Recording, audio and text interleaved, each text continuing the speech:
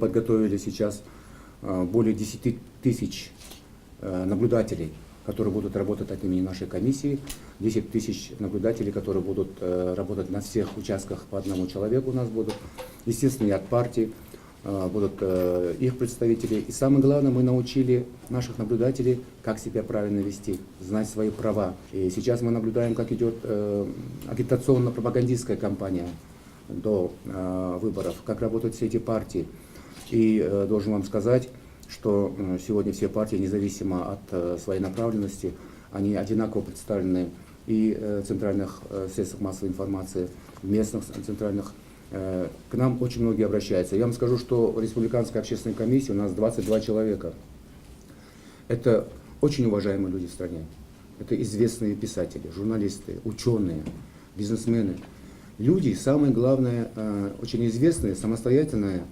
И больше всего, что мне нравится в моих этих коллегах, они неведомые люди. Среди наблюдателей мне больше всего, что понравилось в этом году, я уже в 5-й раз провожу выборы. То есть я был председателем этой комиссии и на президентских, и на прошлых парламентских выборах.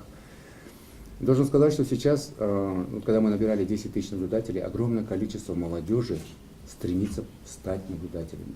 Вы знаете, вот не такое равнодушное отношение, допустим, к тому, что происходит, а прям конкурсы идут.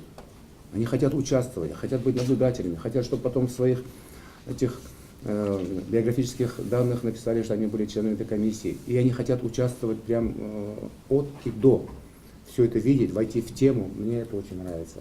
Сегодня к нам прибывает более 500 наблюдателей из-за рубежа. Вот, это, значит, страны СНГ, Шанхайская организация сотрудничества, БДИПЧ, ОБСЕ. Мы со всеми сейчас встречаемся. Они будут разъезжаться по всей стране. И это будет такой, знаете, мне очень нравится, это такой свежий взгляд со стороны. Средний возраст кандидатов у нас 43-44 года.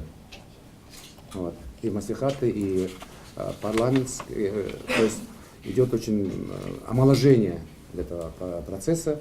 У нас наступают времена. Вот. Тяжелые в экономическом плане, в международном плане, в политическом плане.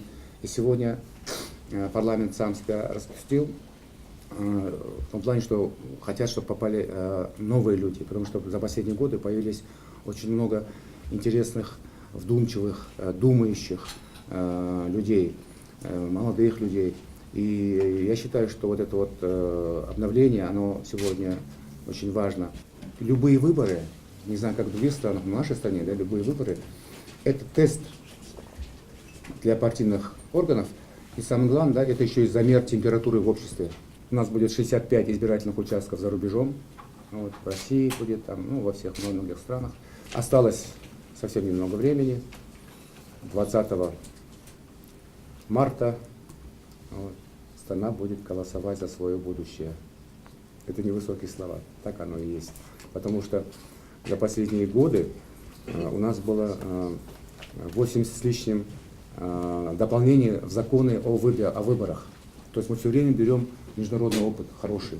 Мы все время меняем этот закон. Он у нас такой, знаете, не застывший.